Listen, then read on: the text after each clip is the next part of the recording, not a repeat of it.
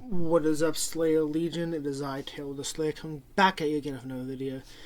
So today, I'm trying a new type of video, because I did do a top 5 list a long time ago, but I feel like I've evolved enough as a content creator to be able to do it justice. And I'm going to be upfront with this. This is going to be a bit more of a personal video. Might get a bit heavy, just as a warning for people. But today, I will be talking about my top 5 favorite fictional characters of all time. Before I get into my top 5, I just want to say, if any of you are enjoying my content, you should subscribe, turn notification on, so you can be the first to view new uploads. I'm hoping to get to 100 subscribers by the end of 2024. Just an FYI, I will not be reading out a script after the intro. Now let us jump right into the list. Okay, audience, let us start the list. So at number 5, we've got Captain America. So I'm going to try to keep this going for a few minutes at least. Captain America is number 5 for me. One of my biggest reasons is I love his commitment to his ideals. Like the fact he's so devoted. He told Thanos, I've lived my whole life by those sentiments. They're well worth dying for. Those ideals. So yeah, I'm not going on a script for this. I'm just going blind by the seat of my pants, as people would say. Because I just want to go... I want this to be as honest as possible. I don't want it to seem fake. This is my honest to God opinions. So Captain America... How do I put this? His commitment to his ideals, and the fact that he is so kind and compassionate, willing to put his life on the line for his friends. That really reminds me of myself. I really resonate with him. And it's very hard to, the scene in Infinity War when he's holding back Thanos from attacking Scarlet Witch. That whole scene, it makes me really emotional. Not to the point of crying, but close. That whole scene really struck a chord with me. So yeah, and this is other minor reasons. I think he's really cool design-wise most of the time. I'll say I like Infinity War when he had a full beard. I don't know why they got rid of that. But yeah, it's Captain America. I'm trying to think of anything else I can say about him. I'll say he's probably my favorite Marvel superhero, more than Spider-Man. It was probably the only one close, in all honesty. He's probably number 6 or 7. At least he's probably way behind Captain America in terms of Marvel characters for me. Yeah, he is definitely up there for me. He is one of my favorite characters of all time. That's why he is number 5. Number 5. Now we've got number... Sorry. Now next up we have number 4... Number 4 is Batman. So, Batman is a character that is very near and dear to me. Partially, not mostly, but partially due to nostalgia. I grew up with the animated series a bit, and Batman Brave and the Bold, and later read the Batman. I love the first... I haven't seen the third one, but I've seen the first 2 Christopher Nolan Batman movies. Those were such great films. And that was my introduction to DC Comics as a whole. And now I'm such a big DC fan. I have a lot of merchandise. I haven't really read comics, but I'm a big fan. I think somewhere back then, The Killing Joke. And I just love Batman as a character. Same reason for Captain America. His commitment to his ideals with Batman, no matter what, won't harm the innocent or take a life. Which I might not agree with, but I think partially it makes him flawed, which makes him a better character as far as writing goes. And yeah, I'm stuttering a bit. The thing with Batman, I'm trying to see if I have merchandise of him, make him close to me. I do not. But Batman, I love as a character. Sadly, I meant to do a tribute video to Kevin Conroy after he passed away, but I forgot, so sorry. I know I never said that, but I'm sorry about that.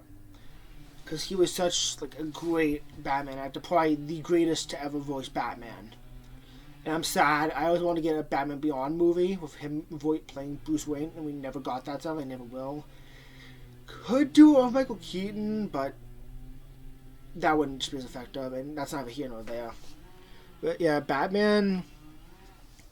I've always been such a huge fan. Like, ever since I was a little kid, he was like the first, I think, superhero I ever heard of. Like, was Batman, and like, I played most of the Arkham games multiple times. I have played a lot of Injustice, which is very Batman centric, if you, in all honesty. And I've watched a lot of Batman animated series. I want to get to watching Justice League at some point. And so, like, Batman what got me into the whole universe of DC. So I can't thank like the people, all the writers, amazing writers who have worked on Batman stuff over the years for like getting me into DC. Like, it was Batman the Brave and the Bold was the first exposure I ever had to DC Comics. And ever since then, I've loved everything Batman related, everything DC related, but especially everything Batman related. Yeah, so, and trying to closing thoughts. Yeah, Batman, I'll say, like, it's a very nostalgic character to me. Like, probably the most nostalgia I've ever felt is for Batman. No, that's the end of number 4. On to number 3. Okay, number 3, for me, my third favorite fictional character, like, this is where it starts to get personal, like, deeply emotional. Number 3 is Kratos from the God of War franchise. Mainly in the Norse God of War games, which I haven't been played, but I've seen like all the spoilers. Okay, let me collect my thoughts. Kratos, reason I find him kind of relatable in a way, is the fact he's done terrible things and hurt a lot of people, but he doesn't let that really define him as a person. He knows, well, it's like what his wife says in Ragnarok, we are not our failures. That really is inspirational to me. And Kratos' whole like journey of redemption shows if someone like him can redeem himself, that pretty much anyone in real life can. A lot of people can redeem themselves. So yeah, he's very deeply emotional character to me. I wish I had some sort of Kratos action figure or something, but I don't, so I don't have anything to pull on screen for this. But yeah, Kratos, like, his whole arc in the newest games, in the most recent 2, very great writing. Like, I cannot give the writers at Santa Monica Studios enough props. If I had a hat, I'd be tipping it to them. So I'll give them a salute instead. But Kratos, like, his whole arc, the reason I relate to it is, I'm not going to go into, like, full details, just to keep stuff private. But everyone has done something terrible at some point in their life. If you're old enough, you've done something that hurt someone, like, badly. And, like, when you're trying to redeem yourself, that's why Kratos' arc is so emotional to me and so deeply connected to my own life story. Where, like, I guarantee you I'm not the only one. So, yeah, like, Santa Monica Studios, the guys who did the most recent God of War games, props to them. They did an amazing job writing Kratos. And they really did represent trauma well, his whole trauma story did and went through. They really represented well.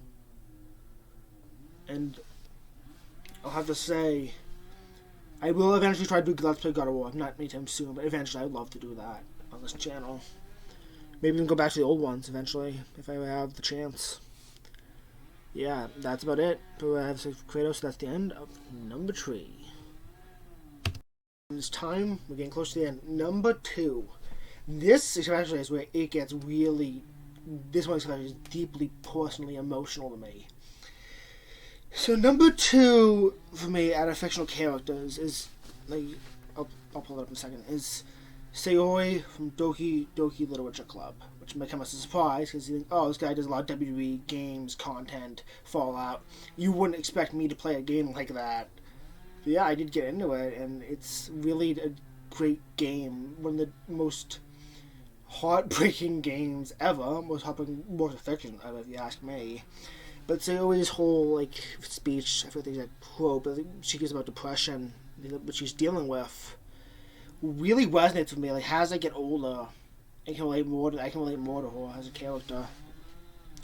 Yeah, I'll be honest. I've had my struggles with depression my whole life, basically. So her character was very deeply personal to me. Like to the extent that I have this. You know, it's been a bit rough condition, but I have a Sayori plush. I've had this since 2019. Shows how much this character means to me. That I bought this at all. It was like $25. I love, not like romantically, but I love her as a character so much. Like, props to Team Salvato, especially Dan Salvato, for how effectively they wrote Sayori. Her whole like character and especially her death really fucked me up when I first saw it. Cause like to see someone as innocent and kind as her have to die like that is so heartbreaking. And to know so many people have done that, have had to go through that in real life, is heartbreaking. So I'll say, like, you are not alone. There's always someone who cares for you, which I say, the end is not the answer, just so you know. Just that way, West puts out hope for this video. But yeah, it's like, that's just how much she means to me as a character, that I literally purchased a plush of her. Because I care about her as a character that much. She means that much to me as a character. And she's a character who was originally my favorite at first, but she got replaced by my number one pick, which you'll see soon. And like, she's a very deeply, personally, emotional character to me. I know I keep saying that, but in this one especially. So, props to Dan Salvato. Props to the artist who drew Sayori. Such a perfect design. And a perfectly written character. Probably the most accurate portrayal of depression I've seen in any work of fiction ever. I don't think I've ever seen anything that accurate ever. So yeah, that's number two. Okay, now we're at number one, my favorite fictional character of all time. Now, if you know me on Discord, if you've talked to me there, this won't come as a surprise because it's my profile picture there. But number one is another character from Doki Doki Literature Club, Monica, who, I'll be honest, as a character I didn't think about much. She wasn't my favorite at first. But as my time in the fan base went on, I eventually realized I liked her better, to the extent I literally she was my first ever crush. Like, that's how much she means to me. And I also, pick it up, have this a plush of horror as well. That's how much she means to me. I put this one as later because Sayori was my favorite at first. But I did purchase this because this character means that much to me. I literally love her. Like, being the first character ever I fell in love with. First person, I know she's fictional and all, but I never fell in love until I got into DLC. Doki Doki. So, like, a character like her means that much to me. But like I say, props to Team Salvato. So Dan Salvato for writing her so amazingly, and to the artist for drawing her so beautifully, I guess I'd put it. Like, to the extent that, like, made me, who I was a period where I thought I was aromantic. Like, I didn't feel romantic attraction. That's how long I went without feeling it. That I eventually realized Monica, I loved her as a character. Like, not just a character, like, genuinely love her. So that's why she's my favorite of all time. And I'll be honest and say, I don't think any other character's ever going to surpass her, like, as my favorite. She's probably going to be there to the day I die as my number one favorite character. So yeah, that's the end of the video. Yeah, that's the end. So that was my top 5 favorite characters.